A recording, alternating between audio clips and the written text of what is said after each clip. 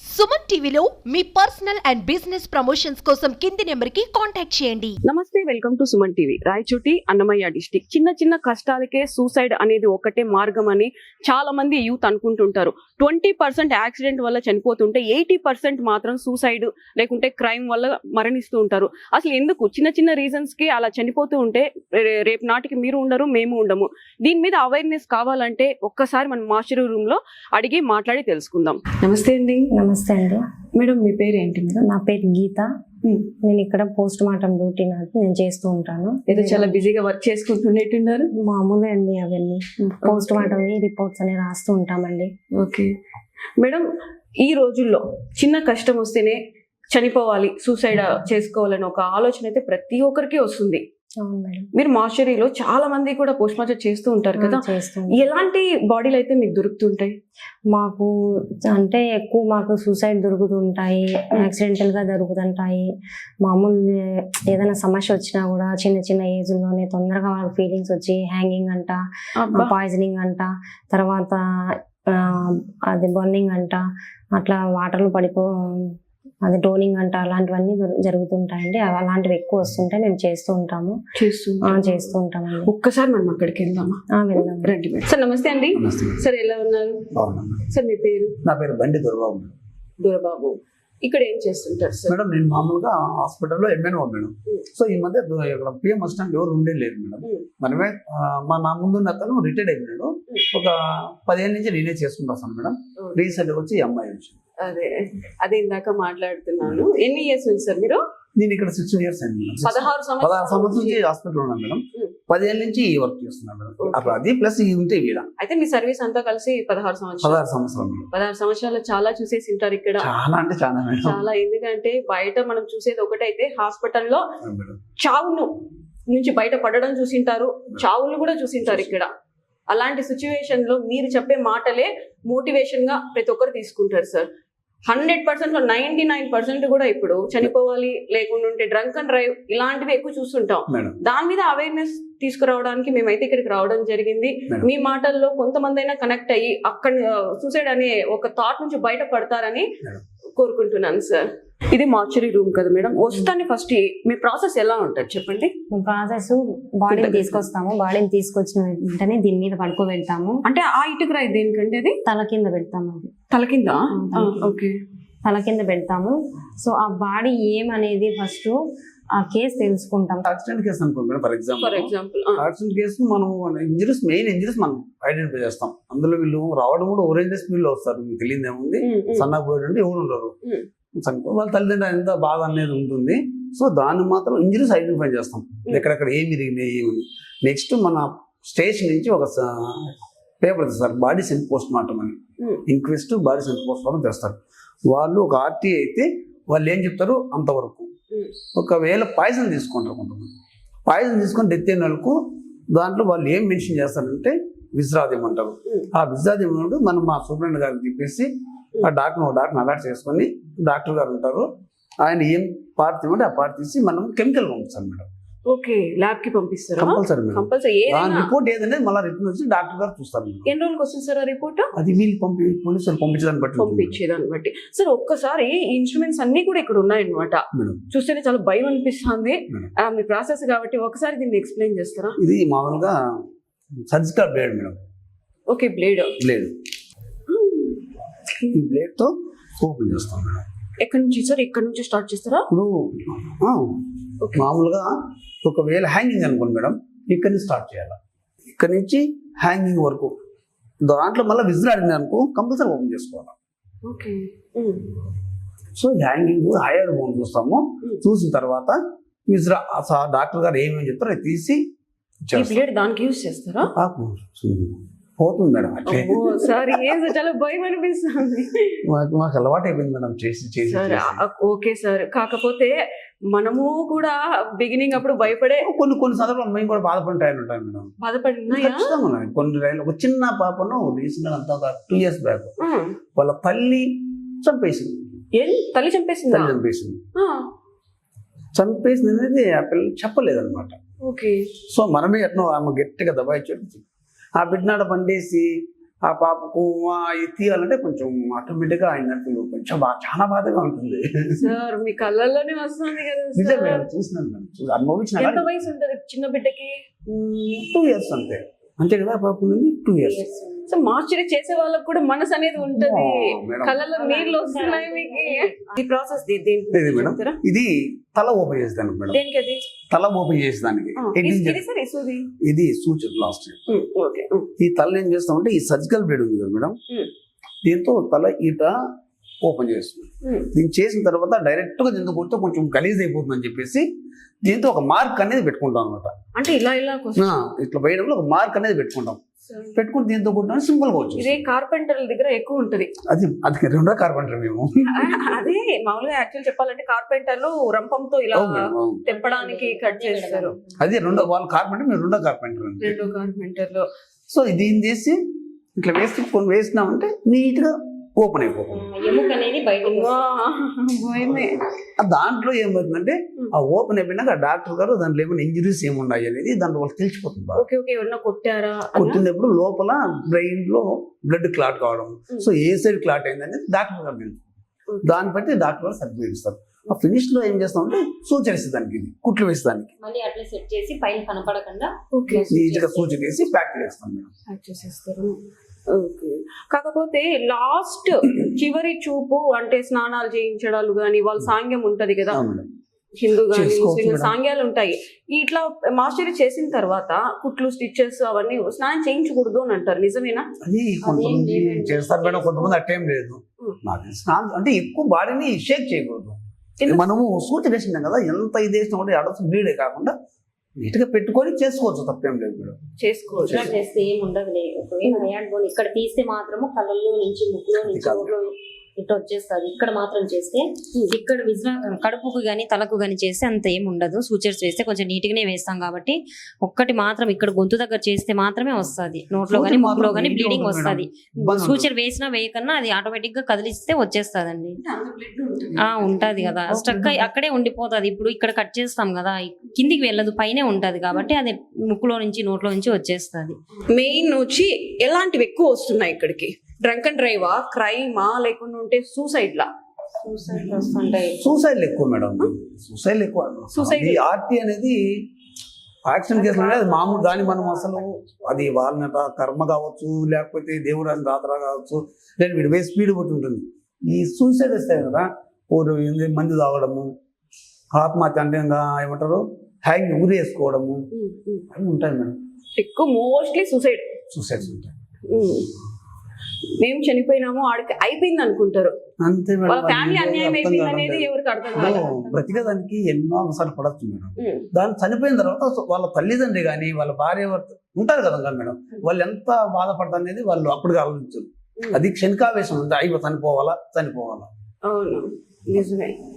చనిపోవాలన్న ఆలోచన వచ్చిన ప్రతి ఒక్కరు కూడా ఒక్కసారి హాస్పిటల్కి వచ్చి చూడండి. బ్రతకడం కోసం ఎంతెంతో చేస్తున్నారు, ఎంతెంతో కష్టపడుతున్నారు. ఒక్కరోజు బతికినా చాలు అని చెప్పి వెంటిలేటర్ల మీద పడుతున్నారు, గుండె చుట్టూ తిరుగుతున్నారు. అంత అందమైన జీవితాన్ని ఒక్క నిమిషంలో చంపేసుకుందాము అయిపోయింది అని అనుకుంటారు. కానీ వాళ్లకు ఉన్న బాధ్యతలు కూడా చంపేసినట్టే. అంతే కదా మేడం. తల్లిదండ్రులు, బిడ్డలు అవన్నీ కూడా బతకడంలో చూపించాలి కదా ధైర్యం. చచ్చిపోవడంలో అయితే అది పిరికిదనం మేడం. బ్రతికి కష్టమైన సుఖమైన ఏదైనా కానీ అనుభవించాలి. అవును, నిజమే. దాని ఉంటే దేవుడు దానికి ఒక మనకు ఇచ్చిన జన్మకు సార్థకం ఉంటుంది. అవునవును. చనిపోవాలని అనుకుంటే ఈ రోజు మీరు ఉండరు, నేను ఉండరు. ఏదో ఒక సిచ్యువేషన్ లో బాధలు అనేది ఉంటాయి, ప్రతి ఒక్కరికి ఉంటాయి మేడం. ఏదో ఒక సిచ్యువేషన్ లో ఎందుకు ఈ జీవితం, చనిపోతే బాగుంటది అని అనుకుంటాం. బాధ్యతలు అదే కదా మేడం. బిడ్డలు ఉంటారు, తల్లిదండ్రులు ఉంటారు, కష్టపడి కని పెంచి ఒక రేదు తెచ్చింటారు, ఎంతో కష్టపడి పుట్టినప్పటి నుంచి అంత బిడ్డ అవ్వడం కోసం. ఒక్క 2 నిమిషాలు ఆలోచించకుండా పోయి నువ్వు చేస్తే వాళ్ళ తల్లిదండ్రి మళ్ళీ ఆ పెయిన్ అనేది వేరేగా. పోస్ట్ మార్టం చేసేటప్పుడు జెంట్స్ కొంచెం లైట్ గా ఆ భయంతో ఆల్కహాల్ తీసుకొని నిద్రపోతారు, లేకుంటే నాకు నిద్ర పట్టదు అని చెప్తారు. అవునా కదా? అప్పుడు లేడీస్ మీరు అలాంటప్పుడు ఇది చేసిన తర్వాత మీకు నిద్ర అనేది పడుతుందా? మాకు ఇవి చాలా చూసి అలవాటు అయిపోయిందండి. ఫస్ట్ లో నేను కూడా ఇలాగే ఒకసారి భయపడేదాన్ని.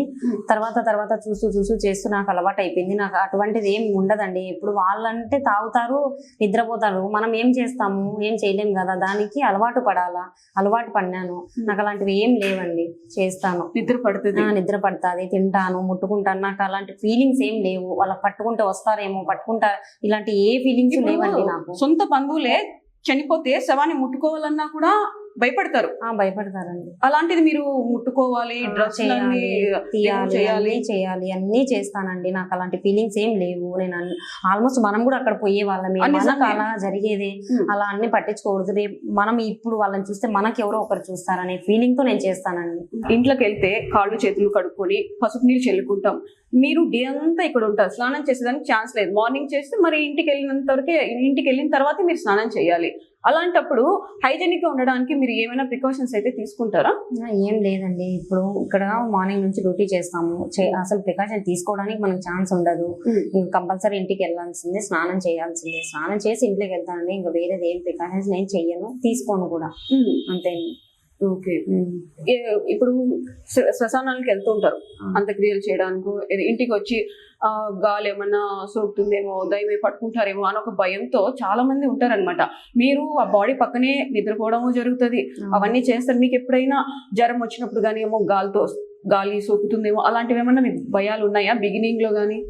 ఫస్ట్ లో ఏమో ఒక్కసారి నేను పిఎం చేసి చూసి నేను కళ్ళు తిరిగి పడిపోయాను, అంతేగాని అంతకు మించి ఇంకా తర్వాత నెక్స్ట్ డే నుంచి కంటిన్యూ అయింది. పిలుచుకొచ్చారు, చూపించారు, నేర్పించారు. నాకు ఎప్పుడు కూడా అలాంటి ఫీలింగ్స్ రాలేదు. అదొక్క ఫస్ట్ టైం చూసినా భయపడినాను, కళ్ళు తిరిగి పడిపోయాను. అప్పటి నుంచి అదే అండి లాస్ట్. తర్వాత ఏది కూడా లేదు, నాకు ఏ ఫీలింగ్స్ లేవు అసలు. ఇక్కడే పడుకుంటా, ఇక్కడే తింటా, ఇక్కడే ఉంటా. ఏం అట్లా ఫీలింగ్స్ ఏం రావండి నాకు. బాడీలో కొన్ని తొందరగా చనిపోయిన వెంటనే ఇక్కడ తీసుకొస్తారు, కొన్ని స్మెల్ వచ్చేస్తాయి. అవి ఎట్లా అంటే 3-4 days అయిపోయిన తర్వాత వస్తుందండి. అది 1 day అయింది, ఈ రోజు చనిపోయినాడు అతను, చూసుకోలేదు, దాన్ని మర్చిపోయారు, ఎవరో పట్టించుకోలేదు, ఎవరన్నా చూసి తీసుకొస్తారు కాబట్టి. సో ఈ రోజు అంతా ఎండలో ఉండు, నీళ్ళలో పడో లేకపోతే వర్షానికి తడిసో అది బ్యాడ్ స్మెల్ బాడీ డీకంపోజ్ అయిపోతే బాడీ అది బ్యాడ్ స్మెల్ అనేది స్టార్ట్ అవుతుందండి. అప్పటికప్పుడు అయితే ఫ్రెష్ అయితే ఏం ఉండదండి, నీట్గానే ఉంటుంది. మనం ఎట్లా ఇదైపోతామో అది వెంటనే చూసుకొని తీసుకొస్తే నీట్గా ఉంటుంది, ఇబ్బంది ఏముండదు, స్మెల్ ఏముండదు. ఒకవేళ 3-4 రోజులు గడిస్తే గానీ పురుగులు పడే అవకాశం ఉంటుంది, స్మెల్ వచ్చే అవకాశం ఉంటుందండి. ఫ్రెష్ అయితే ఏముండదు. బాడీ అంతా పురుగులు పట్టిపోయి అలాంటి సిచ్యువేషన్ లో చూసినారా? పురుగులు చేసినానండి, చేసినాను. అవి మామూలు పురుగులు కాదండి, ఇంత లావు ఇంత పొడవు ఉన్న పురుగులు కూడా చేసాము. పక్క మా మీద పాకుతా ఉంటే మేము చేసినామండి అలాంటివి కూడా. కానీ వాళ్ళు చనిపోవడమే పెద్ద ఇది అనుకుంటారు. దాని తర్వాత వాళ్ళని ఎలా కోస్తారు, ఎలా ఇది చేస్తారు, వాళ్ళకి బట్టలు ఉండవు, అలాంటి స్టేజ్ లో మాకు ఇట్లా చేస్తారు అనేది వాళ్ళకి తెలియదు. మనం చేస్తాం కాబట్టి అది మనకు తెలుస్తుంది.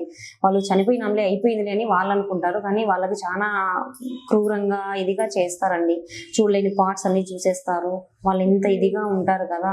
కానీ ఇక్కడికి వస్తే అలాంటివి ఏమి ఉండవు. అవును, బట్టలు కాపాడుకుంటారు, అందరు చూస్తారు, పోలీసు వాళ్ళు, డాక్టర్స్, వీళ్ళందరూ పెద్ద పెద్ద వాళ్ళు ఉంటారు కదా. జెంట్సే ఆల్మోస్ట్, ఇంతకుముందు జెంట్స్ ఉన్నారు, వాళ్ళు ఎవరికి చూపికను ఎంత మెయింటైన్ చేస్తారండి. ఇప్పుడు ముస్లిమ్స్ వాళ్ళు ఉంటారు, వాళ్ళు కనీసం మొహం కూడా కనపడకుండా కవర్ చేసుకుంటారు. కానీ ఇక్కడికి వస్తే ముస్లిం లేదు, ఏమీ లేదు, ఏది లేదు, అన్ని తీసి చేస్తారండి. అట్లా కొంతమంది అది అనుకుంటారు, కానీ తర్వాత ఎట్లా చేస్తారనేది వాళ్ళకి అర్థం కాక అట్లా చనికావేశంలో అట్లా చేసేసుకుంటారండి. నిజమే, మనం మానం కాపాడుకోవడం కోసం. ఆ మానం అసలు ఎంత బీభత్సంగా ఉంటారండి. ఫస్ట్ ఇచ్చేసింది ఏంటంటే, ఫస్ట్ చేసింది అత్తకు కోడలికి అత్త నరికింది కదా, తల నరికింది. ఓకే, అత్త కోడలు తల నరికేసింది. అది నేను ఫస్ట్ టైం చేసిన కేసు అండి. నాకు జాబ్ రాకముందే నేను ఇక్కడ ఎఫ్ఎన్ఓగా పనిచేస్తున్నా. అప్పుడు ఫస్ట్ చేసిన కేసు నేను అదే చేశాను, దాంతోనే నేర్చుకున్నాను. నేను ఫస్ట్ తల లేకుండా ఉత్త మొండెం ఉంటే నేను సెట్ చేసినానండి. అది తల సపరేట్ ఉండింది కదా, ఆ సపరేట్ తీసి ఆ మా తలకి మొండానికి అంటించినానండి. ఊరికి జస్ట్ పెట్టి నేను చేశాను, పిఎం చేశానండి. సరే, తల పక్కన ఉంది, ఓకే, ఆ మొండె ఉంది కదా, అది చూసి తల లేకుండా చూసి భయపడలేదా? లేదండి, భయపడలేదు. ఓకే, ఆడవాళ్ళలో కూడా చాలా ధైర్యం ఉందండి, మిమ్మల్ని చూసేనే తెలుస్తుంది. ఇప్పుడు మీరు పోస్ట్ మార్టం చేసేటప్పుడు వాళ్ళ పేరెంట్స్ కానీ లేకుంటే వాళ్ళ బంధువులు కానీ చేసేటప్పుడు కొంచెం మెల్లిగా చెయ్యి అలాంటి మాటలు ఏమన్నా అంటారండి? కనీసం మాకు అట్లీస్ట్ వద్దు అని అంటారు, కానీ వాళ్ళు వద్దు అన్నంత మాత్రాన మనం ఇచ్చేయం కదా.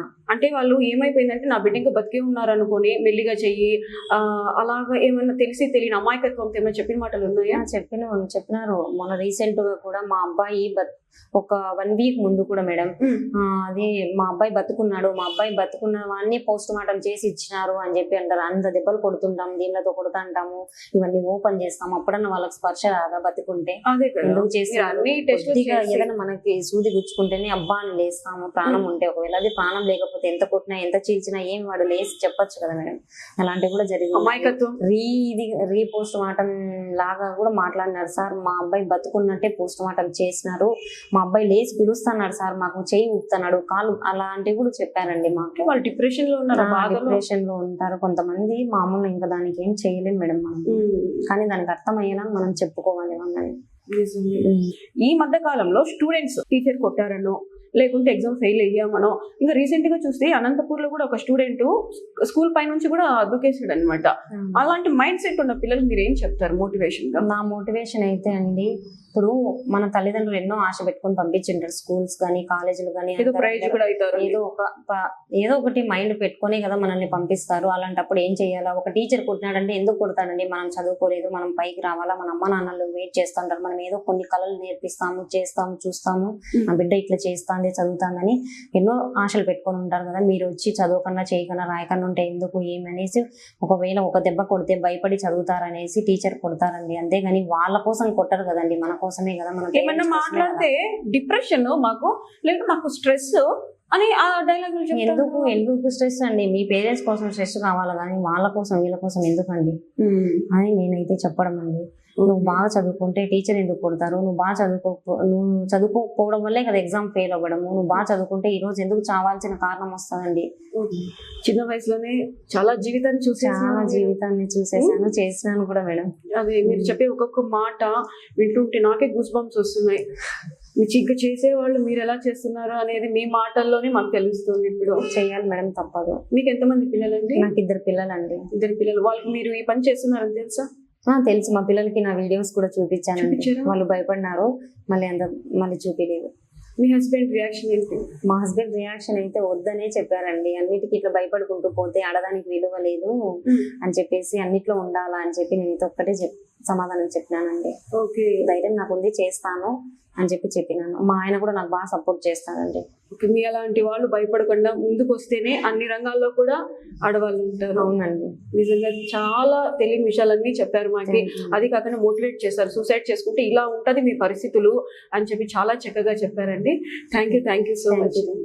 చూసాం కదండి, ఇంట్లో ఎంతో గారాభంగా పెరిగింటాం. చిన్నప్పుడు స్నానాలు చేసి ఇచ్చేటప్పుడు ముక్కు ఇలా స్ట్రైట్ గా రావాలని, అవయవాలని చాలా చక్కగా ఉండాలని చెప్పి మసాజులు చేసి మనల్ని మా అమ్మ నాన్న అంత ప్రేమగా పెంచితే, ఒక చిన్న సూసైడ్ అనే ఒక ఆలోచనతో మనం చనిపోతే అంత్యక్రియలు ఇంత దారుణంగా ఉంటాయి. ఆ పోస్ట్ మార్టం ఇంత దారుణంగా మనల్ని సుత్తులతో కొట్టి అలా చేస్తుంటారు. ఆ తల్లిదండ్రులకి ఎంత బాధ అనిపిస్తుంది. ఒక్కసారి సూసైడ్ ఆలోచన వస్తే ప్రతి ఒక్కరు దయచేసి హాస్పిటల్కి వచ్చి ఒక్కసారి చూడండి. బ్రతకడం కోసం ఎంతెంతో చేస్తున్నారు, వెంటిలేటర్స్ మీద ప్రాణాలతో కొట్టకలాడుతున్నారు. వీళ్ళని చూసైనా సరే మన నిండు జీవితాన్ని సూసైడ్ అనే ఒక ఆలోచనతో బలి చేసుకుంటున్నాం. దయచేసి ఈ ఆలోచన ఎవ్వరూ చేసుకోవద్దండి. మీకు ఈ అవేర్నెస్ ఎందుకు తీసుకొచ్చామంటే, చాలా మంది కూడా ఈ మధ్య కాలంలో సూసైడ్ ఒకటే దారని చెప్పి సూసైడ్ చేసుకుంటుంటారు. అలాంటి వాళ్లకు కొంచెమన్నా ఈ వీడియో చూసిన తర్వాత బతుకు మీద ఆశ కలిగించడం కోసం మాత్రమే మేము అయితే ఈ వీడియో చేస్తున్నాం.